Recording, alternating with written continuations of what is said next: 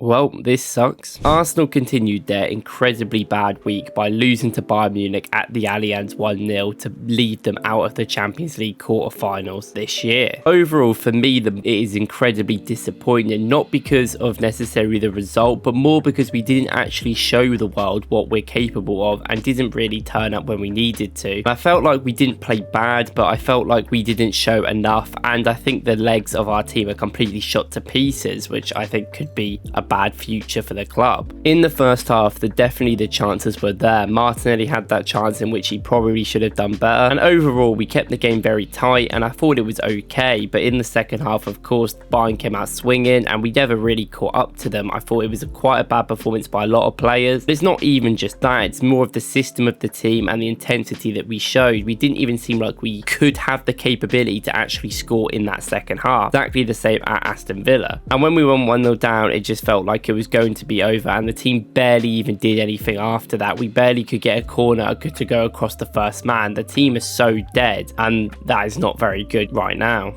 Now, I'm going to pick up some tweets that I think are very valid and things that I actually agree with. So the first one here, it says the third season in a row we crumble in April. People call it bottling, but its result is the same 13-14 players playing all the time and the rest of the squad not being good enough or available enough. And I completely agree. I've been someone that has been praising the signings that we have made over the last few years, even players that we can see the future of, such as the Fabio Vieiras on the bench. And I think he and other players could really show their quality, but they just haven't been given the opportunities by Arteta. And I think maybe that's down to a trust level, but also it's not a very good managing squad level. Man City, I know they've got a lot of players, but even Liverpool rotate their team very often, bringing in different players from the academy and trying to figure things out. We seem to rely heavily on the same 10-11 players. Maybe a change in left back or right back is needed and can happen, but everywhere else on the pitch we won't even change at all. But since that Jorginho double pivot has worked, he has consistently played nearly every single game, and when he doesn't, we don't look any better or worse, because the whole midfield dynamics are then not very good.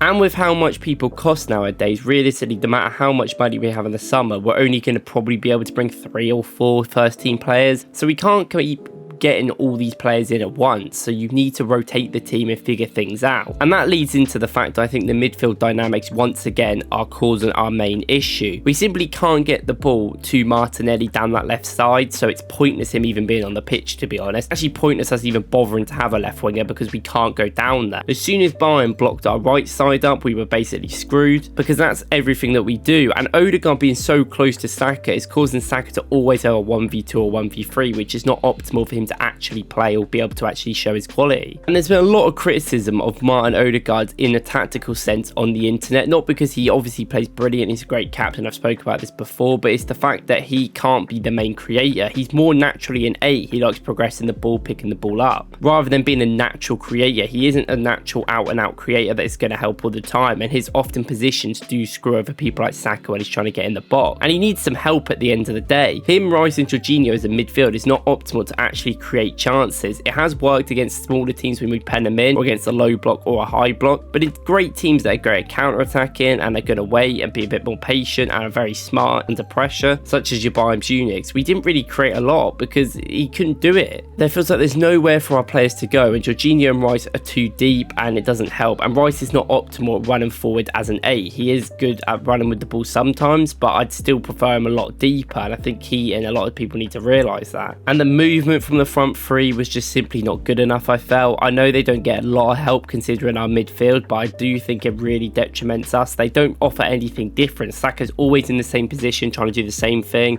Martinelli never even gets the ball, and Havertz just runs around, so I don't really like it. But I think in this game is a real example of how we are cooked physically, and it isn't good enough. It happens every season. I know people will say that we have done well, and we have done well to get from where we were to where we are now, but rather than our team actually being technically not as good as others and being mentally, it's all about the physicality of the tiredness. They're just so tired and they can't do it, and I don't think we're going to be able to replicate our form again in the Premier League, because I guess Aston Villa did really try and beat us and they sort of focus on us a lot, but even in that game we looked shot to pieces when we didn't score in the first half an hour, and I think that's going to probably happen for the rest of the season, because right now we just don't have that intensity. If you don't have the intensity to try and score one goal when you need to in the Champions League to stay in it, then you're not going to have it in the Premier League against Wolves. And obviously everyone's going to talk about how it's not the end of the world, and I don't think it is the end of the world, but it is just so disappointing and frustrating that we would be able to get this far and we know we could even got further. I thought we should beat Bayern. I thought before the tie we should have beat them, and I think after it we really should have done better, but we just let things go. They scored 2 stupid goals in the first leg and that cost us, and the goal today weren't exactly brilliant, but it was coming in that second half. But I do think this season Arteta has been tactically brilliant, and I think he's compensated a lot for the team issues that we have, and we definitely have team issues there that we're going to have to address in the summer. We have to sort out what we're doing with the wingers. I like Martinelli, but he simply doesn't get the ball enough, so you even buy, and more important is probably to buy an 8 in the summer that can help Odegaard and try and get the ball out to Martinelli, or someone like Smith Rowe just simply has to play more, and we're going to have to try and find another way of defending a bit more. I think Smith Rowe between the lines is exactly what we need. We need a player that's going to attract players towards him and give Saka more space, because at the moment he gets no space and Odegaard definitely doesn't help that. And it's the same with Martinelli. Martinelli, I believe, hasn't been brilliant in 1v1 situations because he's not as great on the ball, but we know he can do that, and his output will definitely improve when he gets better production from his people around him and actually gets that progressive passes from the midfielder. At the moment it feels pointless him even playing because it's not going to happen, and we might as well just play a more solid left wing defender who's actually going to help defence and get back if we're not going to be able to get the ball to Martinelli at all. But ultimately these games come down to moments, and we didn't take our moments. And do I believe our team will take their moments? Not really. We don't seem to be the most clinical team in the world, and we constantly miss chances, which is so frustrating. I don't think that's necessarily just a striker issue. I think that's more of an issue across the whole team. We need a transitional threat, and we really need to buy a winger in the summer who's going to be that transitional threat, or a midfielder who can pick the ball up and get us quickly on the counter. This will allow people like Martinelli probably to actually get more of the ball and be able to get the chances he got last season. And I think maybe we need to sign either a dynamic 10 or a different 8 to help Odegaard in different ways. He needs help making this play work, and we need to obviously get the ball to Saka where he's not got 3 players around him, because what is the point? He can't do anything, and it's so frustrating to see that we're going through the same problems that we went through before, such as he keeps putting Havertz in midfield. Havertz in midfield doesn't work. He needs to stop trying it and give up. But ultimately I get it is a very frustrating night, and we have a reason to be upset and tired because of this week. It's been awful, but it is our first year back in the Champions League, and I know quarterfinals is still disappointing, and I'm not saying we should be incredibly proud about it, but I think that's a realistic point of stand where we are. There is definitely nerves in the team, but I think quality wise overall we've got enough to go further. It's just a few things that need to be tweaked and new players need to come in. Ultimately it's not the end of the day, and it's really not the end of the world either. We can go into the Premier League now and fully focus on it and hopefully try not be tired. Obviously there's loads of situations in that league. We need Man City to drop points, which I do think they do look not as good as you expect, but their games are considerably easier. Obviously they went out as well, so all of the English sides are out, which is a bit mad in the Champions League already. But hopefully our team learn a lot from this, and I hope Arteta learns a lot from this as well, with the players that we need to sign in the summer and what we can actually progress through next year. Please rotate the team a lot more going before into April. Thank you guys for watching. Let me know what you think in the comments. If you want to watch any of my other videos, thank you, and if not, I'll see you in the next one.